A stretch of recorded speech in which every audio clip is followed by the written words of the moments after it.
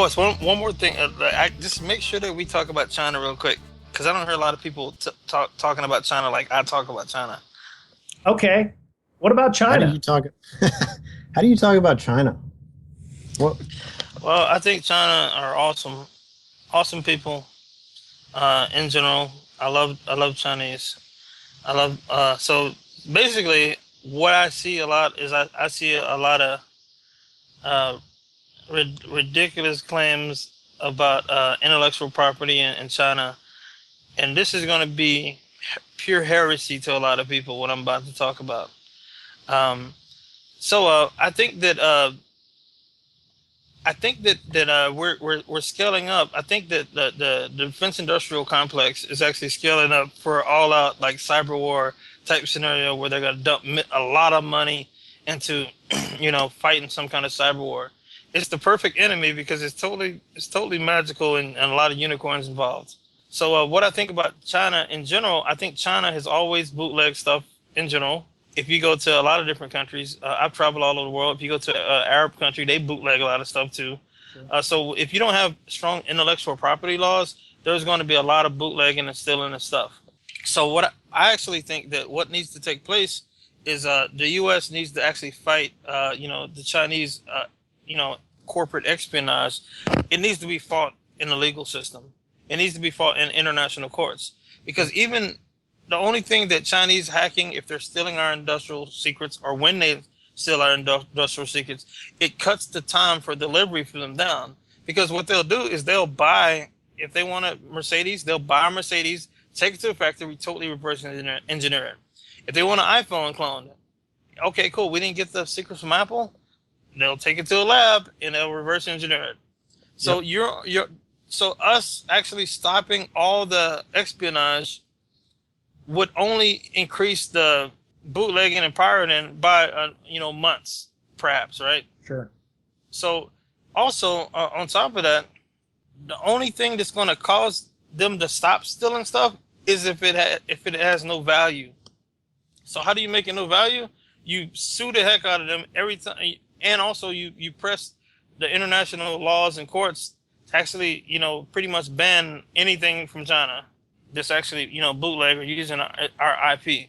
If we have U.S. patents on it, that's how it has to go, and then actually devalues the actual. But in China, they're going to still be bootlegging and stuff anyway. So I think that what the problem is that we're mad that they're bootlegging stuff because we want to get into China and make money off them. Doesn't all the litigation kind of make a business for itself because you got all these IP lawyers who sue in international court and they make all this money, and do they ever really see any money from suing these people? I mean, you're suing a guy who's... Well, you can take the stuff off the market. That's what I'm saying. You take the stuff off the market, plain and simple. Sure. If they got bootleg iPhones, sue them and get them off the market. If they're selling bootleg Maybachs or bootleg Teslas, take them off the market. Yeah. That's all I'm saying. And then, so basically, if they can't sell those bootleg items, there's no money in it, so the espionage will decrease. Yeah. But I thought DRM was supposed to fix all this. That's old school, right? Yeah. They still try it every year. They keep putting the key with the lock and thinking that it's going to make anything better. I mean, it did take them a little longer on Blu-ray, but they did finally crack the ACS key for that. It just took a lot longer than they thought, I think. Yeah, the rule I learned from a rapper a long time ago. Some rapper said he wants people to bootleg his music because he said if they bootlegging it, that means it's hot. Yeah. So you should worry if the Chinese stop bootlegging your stuff. That means you're whack. Yeah. Yeah. You're not in demand. It was like Game of Thrones. They said the producer was like, go ahead and put it on torrents because it just makes us ultra popular that way. Yep, some people see the torrenting and bootlegging as something as a positive. It helps spread the message even if they're the corporate overlords aren't making any dough off of it. And also what I see is what's hilarious is that even recently with the CHS breach. Mm-hmm. Apparently the network was compromised way before Heartbleed came out. Yeah. It looks like. So I'm like, wow, you just walked past everything else. You found something that looked like China, and we're going to talk about that. Seriously, like And the Chinese might have been the 15th nation state that was up on that network. it's true. Right. Well, it does beg the question: what would China want with personal health records and PII? It's not really their MO, you know. Well, I mean, I think that like a lot of people think about the wrong stuff, though, right? I mean, and I'm not saying in that particular case, like even stuff like if you have a big business, stuff like even like your corporate clientele, who you're buying stuff from, that's actually important stuff. So I mean, because it's an international Yeah. market, so Sure. Exactly. what's the pricing? You know, how much is Looks like they CHS? sell it. Yeah. Yeah. So it's always some kind of motive. It doesn't have to be PI. People scream PI, but PI, you know, that might be the last thing on their mind. How can they make money? For instance, if I actually broke into a legal firm or something like that, a law firm, I would be looking for their clients and stuff like that. And actually, I would be looking to sell that to some other firm. So you know, if I could actually leverage something to make money off the stock market, these things are Mhm. happening. Like people are taking information and making stock deals off it now. You know what I'm saying? Like it's It's how the rich get richer, right? They have insider information. absolutely. So I Yeah. mean, we're talking like it's not only the Chinese that find that information valuable. Any American company would pay for data and this is true. They will pay for Um, data on their right. competitors. Who are their competitors? Customers. How much are their customers paying, and all that, so they can undercut them. So that's kind of like what the real espionage is, and so that's what happens. Like you know, it happened several times when companies were trying to go into China, and they was like, oh, it's the Chinese government. No, I mean I know the business is owned by the Chinese government, but if you were negotiating a deal and somebody had some kind of information that would could make it favorable for you, most people would buy that information. And so it doesn't have to be officially Chinese government sponsored, but I mean we got American companies trying to grab that same intel, and selling it and stuff. And if you look like Salesforce.com and stuff like that to gain leads and to gain inside information, you can use that stuff to hack somebody. You know what I'm saying? Yeah. It's all breadcrumbs. Yeah. So It's cyclical. Yeah. yeah. So I mean that's intel, man. And the best intel, and I know from being in that game for a while, the best intel is just unclassified information. Mhm. You know, and that's why you have CIA analysts reading the local newspapers all over the world, so they can know what's going on the ground. Yeah. You know, Right. it's not like, and what's funny is that I see people talking about spy stuff all the time, and most of the time, the spy stuff is just innocent, just talking to people like human. You know what I'm saying? It's like Yeah. reading newspapers, looking at local TV stations, and and that kind of stuff. The local blogs, like what's the political climate, and that's what like the stuff that the real spies be doing. The real spies are not really concerned about what you tweet and all. I mean, it's like ridiculous. I mean, people worried about privacy everywhere. I heard crypto talks everywhere. I was like, man, I mean, most of it's too boring to spy on, man. You know, How much of Yeah. that? How much of the crypto stuff do you follow? Because there's been a lot of I know this is old, but TrueCrypt was pretty much turned off by the developer saying that no such agency had been infiltrating the code. And then there was an article recently from Matthew Green saying that we need to find replacements for things like PGP because PGP he called it dead, which is like the term you don't want to use unless it's truly dead. Do you have insight Insider in that? information. well, my take on the crypto, and I did work in that field for a while, Yeah. professionally. Crypto was never intended to be used, and especially like modern like electronic cryptography. And cryptography historically has never been intended to last forever. So like there is like a crypto is perishable. In the military, we use different grades of crypto for different missions. I mean, we use lower grade stuff for like time sent, like crypto is this best example I could say is this. This is how the military uses it. If we're attacking in 5 hours, I only need crypto that it's gonna last for like 5 hours. right? 5 hours, 1 minute, and you're good. Exactly. Yeah. That's what crypto. That's how you use crypto. Sure. It wasn't the. It's never the National Security Agency.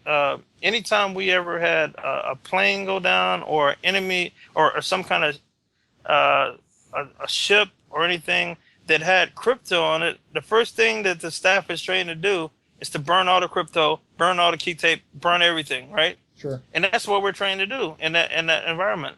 So what that tells you is if you have physical control of the equipment, everything's lost. Mm-hmm. So if I have physical control or access to your computer by internet, it doesn't matter if it's encrypted or not. It's gone. Sure. And I say the same thing with a lot of people hacking devices, like hacking medical devices. And if you have physical control of the device, that device can be hacked. It shouldn't be a surprise that people are hacking insulin pumps, and all this other stuff, because if you have physical control of it, it's game over.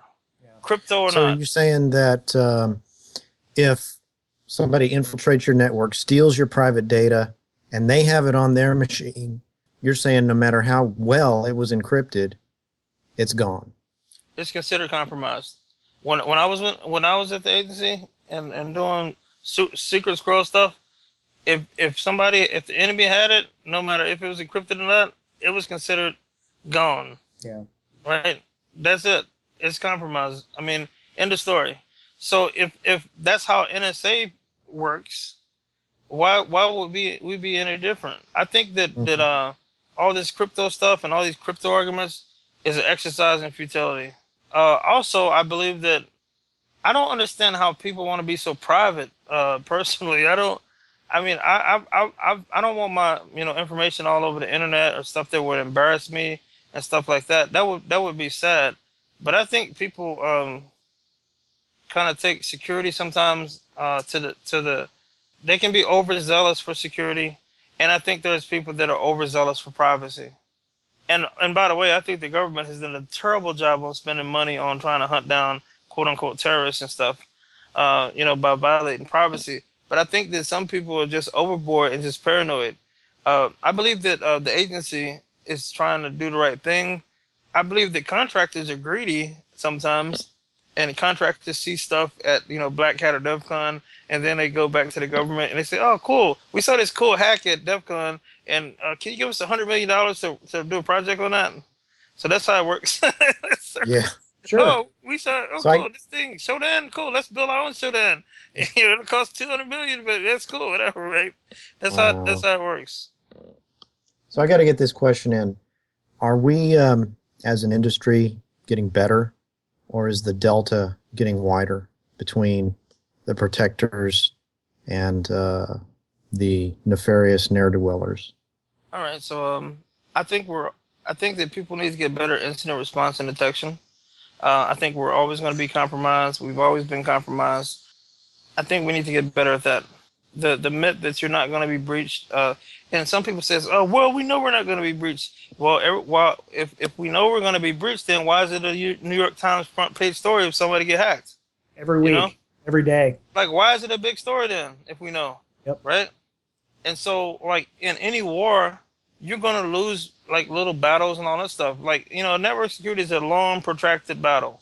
You're gonna get compromised sometimes, but you got to just keep on, kind of like literally like fighting like the good fight on the network. You got to just keep on going. That's just the way I feel about it. I think that people, what is it called, Schadenfreude? When you like, yeah. So basically, ich bin Ausländer, ich spreche nicht gut Deutsch. People like revel and like, oh, cool, so and so got hacked, Dairy Queen got hacked, UPS got hacked, Chase Bank got hacked and stuff. Like, I'm like, every time I wake up, it's like a different person that got hacked. Yeah. But the truth is, we're always getting hacked every day. Somebody getting hacked. And in the words of Chris Nickerson, he said that somebody came up to him and said, "We want a pen test." He said, "Why do you want a pen test?" "We want a pen test to prove that, to see if we can get hacked." He said, "Have you ever had a virus in a computer? All right, you've been hacked then." Yeah. And that's the best thing I like from, that's an awesome thing from Chris. Yeah, you're going to be hacked. You're going to be compromised. The question is, what do you do about it? How long is it going to take you to recognize it? to determine the scope of it and all that stuff. So I believe that the industry needs to get better at detecting when they've been breached and quit acting like something's weird when somebody gets breached. It's ridiculous. Yeah. And you have somebody on Fox News talking about, oh yeah, blah blah blah, like the same response, like, and it's the same thing every time. Change all your passwords, blah blah blah. Right. So better incident response. Invest in a SIM. Maybe a tool that will. I don't know. Are there any tools out there that'll help your incident response people practice that kind of stuff? I don't know. Let me think. Well, you're funny. Well, that's kind of like my mission right now. Full circle. Yeah. My mission right now is to actually provide something to help people do it, and that's why I created the Fire Drill Me thing, and so hopefully people can check it out. Visit my website. It's firedrill.me. Mm-hmm. On Twitter, firedrillme. I'm Marcus J. Carey on Twitter. Yep. And all that stuff. Yep.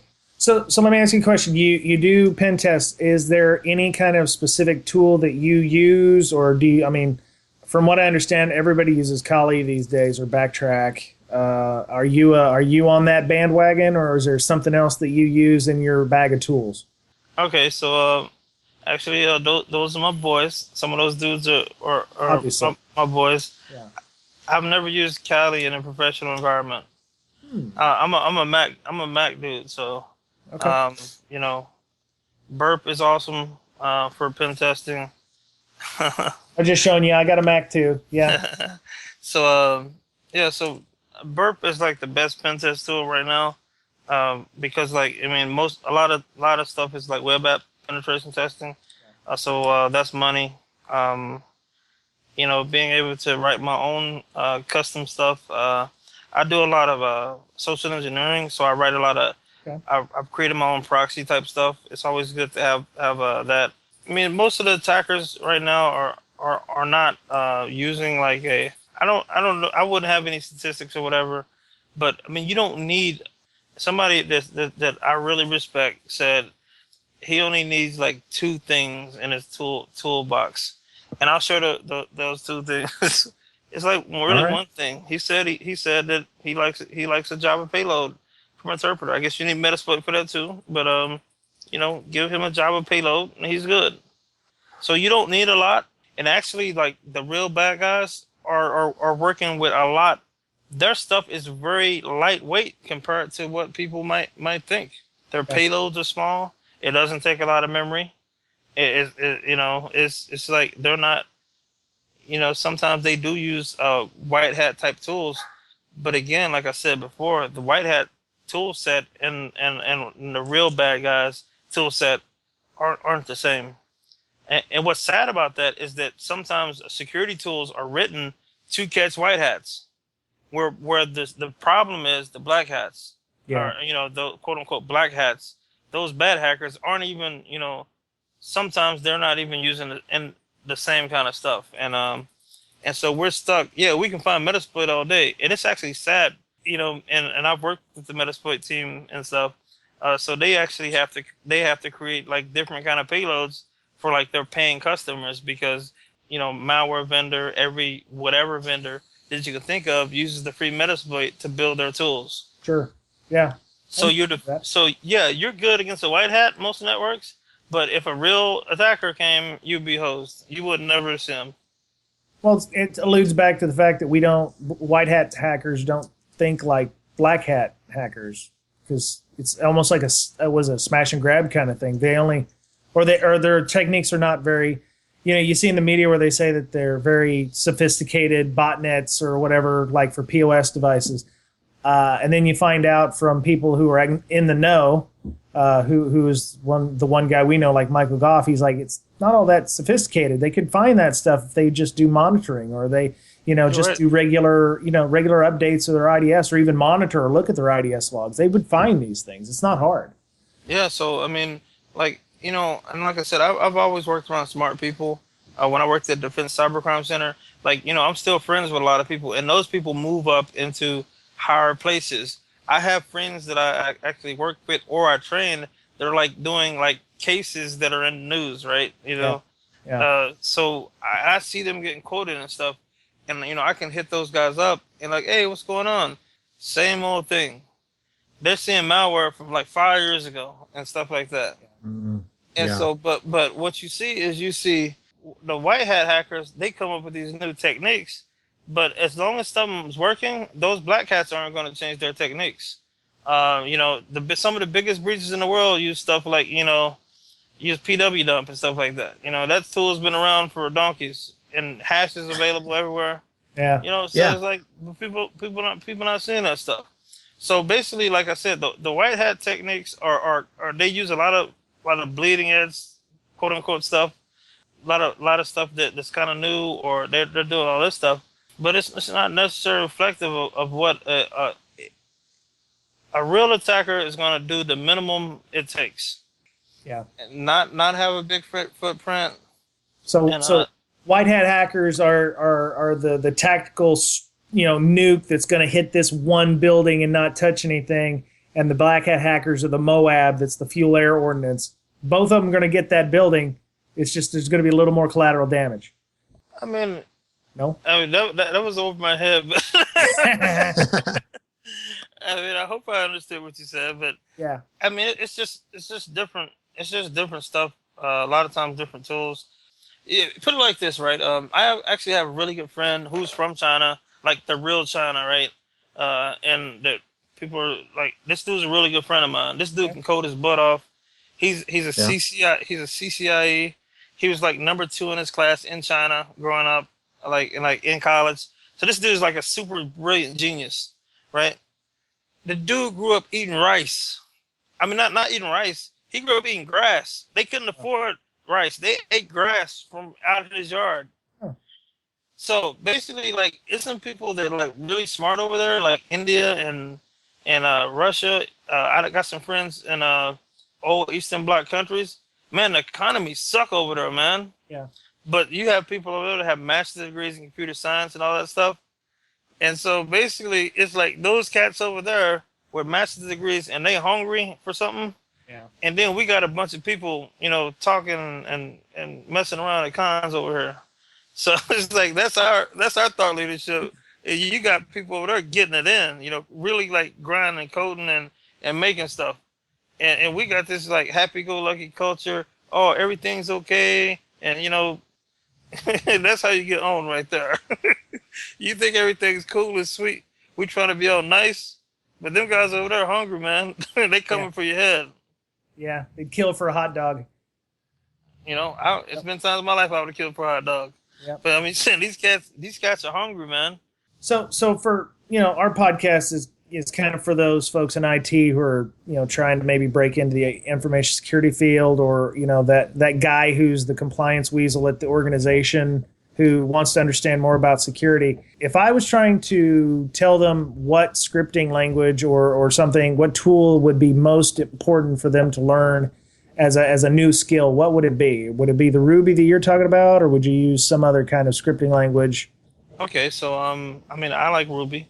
A lot of people use Python. Okay. Especially in a security game, if you're, I would say learn how to code in general, and if you're coding specifically for security and incident response and forensics, most of the tools that I see are being written in Python.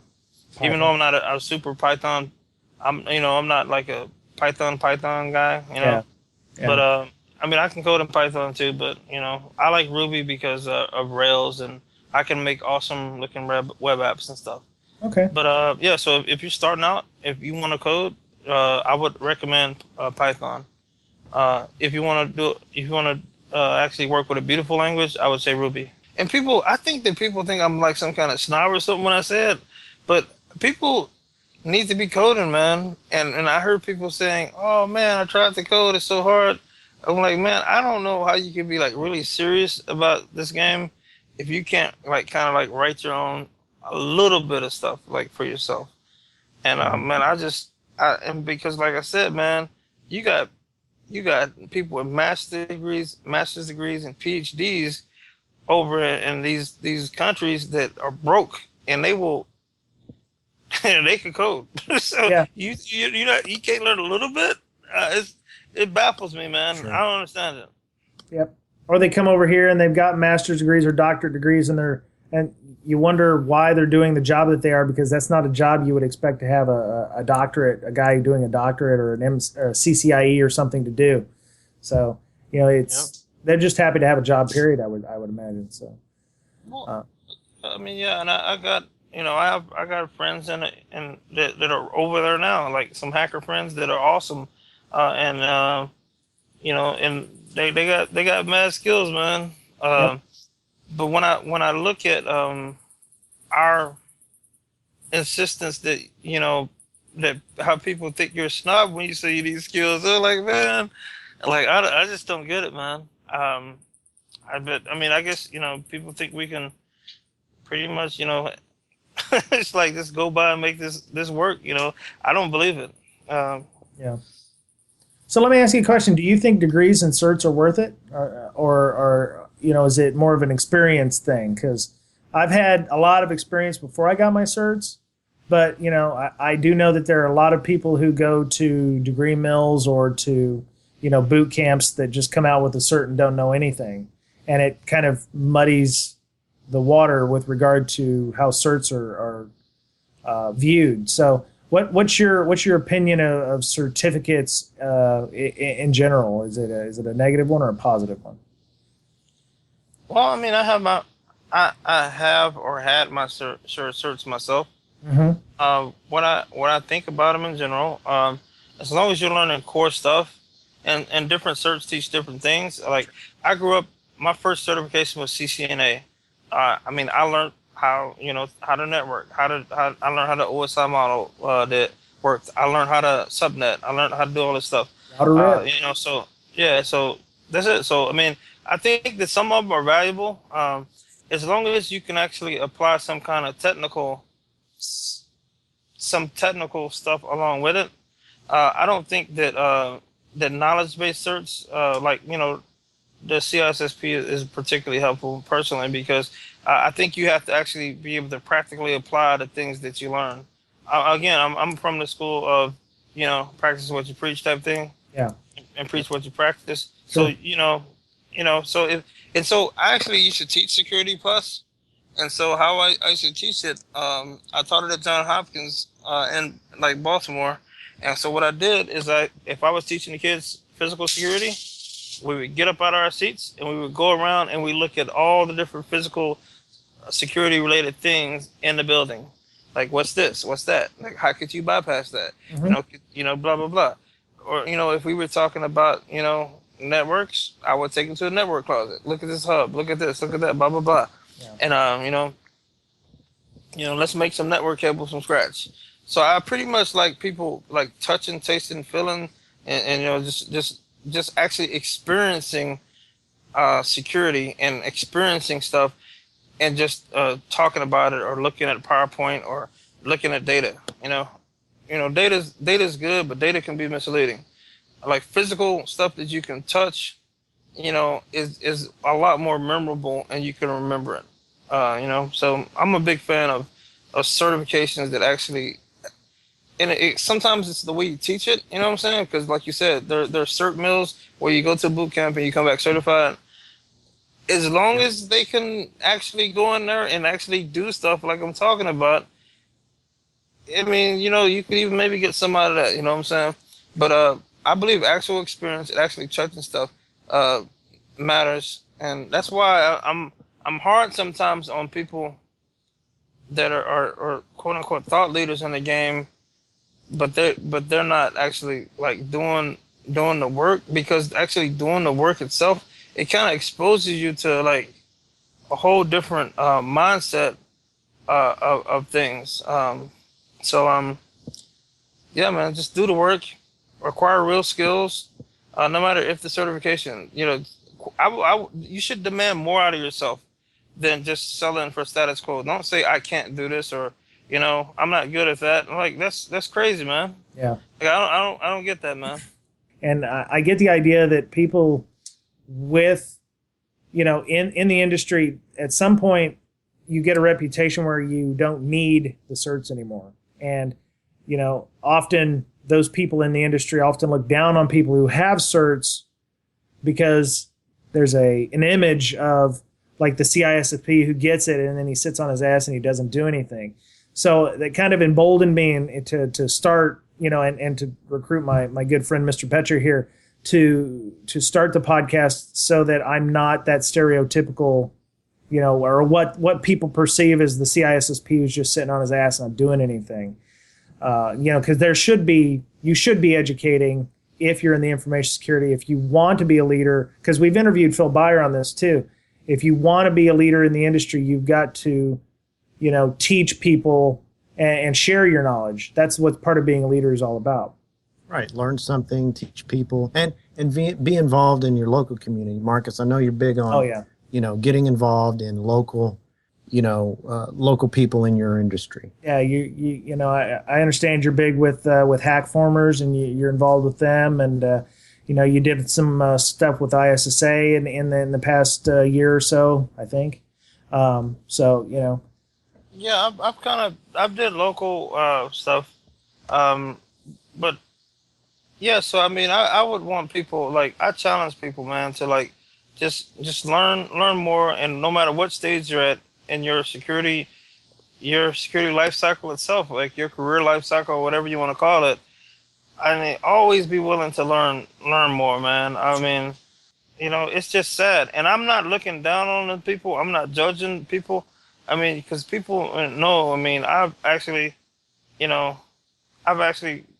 taught like this stuff in like the inner city of Baltimore, man. Like where I felt like, because I'm originally from the inner city and stuff myself, or whatever, quote unquote. But man, like I've been trying to teach people like in some rough areas, man, and stuff. And so that's kind of like just what I do, man. And I love the fact that when people are hungry and want to learn. Yeah. And when people don't want to learn, it just makes me like, sad a little bit, Yeah. And even like, don't be impressed by these names. Don't be impressed by any of that stuff. Because some of us, may know some stuff, but there's a lot of stuff that we don't know. And you probably know something better than I know. I might know something better than you know. Yep. And then there's always these intersections where we can kind of relate to whatever. And so, just teaching, like, being able to teach people and meet them where they're at. That's what it's all about, man. It's like meeting them, explaining to them, having analogies, having parables, having things like that to teach people like security and stuff. Yeah. Because like, believe it or not, like security is everyday life. You know what I'm saying? Walking in a door, that key, that everything. So you can like take everyday life and teach security through it. You know what I'm saying? So yep. That's kind of how my approach to teaching and mentoring has been, is to try and like relate to them on their level. And build from there. That's awesome. So, yeah, so that's how I do it. That's awesome. Yeah, and people should not be impressed by us. We're not impressive yet. We're trying to get there. Hey, like man, I'm saying don't be impressed by anyone. I'm saying don't be impressed by Marcus. Yeah. Don't be impressed by Johnny Long. Don't be impressed by HD. Don't be impressed by anybody. Now, I'm going to stop you there with Johnny Long. I think that dude is very impressive. Where what he's done with his life with Hackers for Charity. Johnny would tell you that's my boy, man. He would tell you don't be impressed with him. He would tell you that. Well, I know, but I mean, what he's doing over there. I mean, he's bringing the education. He's living what he's talking. He's not fake. I don't think in any way. I can't imagine you just pulling chalk and pulling chalks and heading over there to you're basically jumping off a cliff and you don't know where the bottom is. True. I think that we're a lot all of bravery there and a lot of respect. I respect everybody for their life decision. Hopefully, people are living out their purpose in life. Some people join the military. Yeah. I don't look down on people that didn't join the military. I applaud people for doing certain things. Johnny's awesome for doing what he's doing for sure. But I mean, that's like. But there's people contributing to society in all kind of different ways. Sure. And that's kind of like my approach to it. And I know that Johnny feels the same way. So. Yep. So that's my boy. So Johnny's like my brother, man. Yep. Mr. Betcher, do you have any other questions? Oh, I got tons of questions. Well, ask But one, man. Ask one. you said at one time, find out what you're good at and share it with the world. Do you have any? Can you speak to that a little bit? Everybody does have an opportunity to make some kind of contribution. I don't know where I heard it from before. They said like nobody's going to anoint you an expert, is what the saying is. Yeah. You have to be an expert. And expert is like a controversial term, but we are identified and recognized as some kind of expertise. An expert is you know more than somebody else at something. That's kind of something that I've actually struggled with over my life and like over the last couple of years even I've actually struggled on having some kind of focus on what I want to do. You can be good at multiple things. Some people are talented. I think a lot of people in information security are talented people, a lot of smart people. Finding what I really like and what makes me happy is actually sharing information with other people and teaching them. And so that's kind of like what I'm doing right now. Like, I've done the offensive side, the defensive side, but my thing is I'm just really I love teaching people. I love sharing information with people, and so I'm good at it too. So and that's pretty much what I'm pursuing. And I just think that I believe that God just equipped each one of us with something that we're good at, and we should just pursue that, and that's probably our purpose. Once you find that groove, you see like NBA players like I'm an NBA, this is the best thing, and I'm actually playing a game that I love. But when I teach and that's what I do, and educate people on security, I just feel like I'm not even working. You know what I'm saying? So people need to find that sweet spot, and that's what they should do. Cool. I don't even believe that people should be in security if they don't really like love it. I mean, I don't understand the people getting in security because it's a hot industry. Yeah. So I mean, if like and a lot of people are built there's a lot of people that are kind of like made for being a security type person. A lot of us Hmm. are like skeptics. We don't believe anything that somebody tells us. A lot of us are probably a little bit what's that term? Dang it, I can't think of the term. So basically, a lot of us just are compassionate about helping other people's out, putting ourselves second, and we get frustrated when things don't go our way. So that's why you see a lot of us complaining on Twitter a lot. Altruistic. Yeah, altruistic is not the word I'm looking for. Okay. I looked it up in my big book of words. Dang it, I wish I could get it because it's a good word. Magnanimous. No, That was man, another dang it. book. That was another one. Dang it, I can't think of it now. But anyway, it'll come to me as soon as I hang up. But I'm Okay. saying that there's a lot of people that are the same type of people. We care, we try to help people out, and that's what we do. That's cool. And so I think that we probably are built for security. And there's some people that are careerists, and I don't understand the careerists. There definitely needs to be a mixture of different kind of people to make everything right, everything work out, Hmm. and to build a solid team. You got to have role players. You got to have you know Your your thought leaders, yeah. thought leaders. What? I don't. What? What's that? So Management, they're like, okay, so basically, management. take any sport you think of and name me a thought leader. Oh, this guy's a thought leader in golf. You know, or this guy's a thought leader in Well, he's the football. caddy, Like, what does right? that mean? Oh, he's the coach, I don't know. I don't know. Is that thought leader? Yeah. the GM, right? I don't know. It's like Yeah. that guy's a thought leader. I don't know, man. I think you actually have to do it. And most of the time, those coaches, GMs, and stuff, most Yeah, of the time, they actually were really close to the game as players or something themselves. Even if sure. they played in high school, I'm good. You know what I'm saying? Yeah. But some people, man, never like had a job in the game. I'm sorry. I mean, if I in the Navy, like in the Navy background, like you had to when you had to start from the bottom, man. Like I mean, I'm an enlisted guy, so I was the E1. Me too. Yeah, so I had to do like E2, E3, and I had to do the stuff that nobody wanted to do. But during that process, I actually used to learn, right?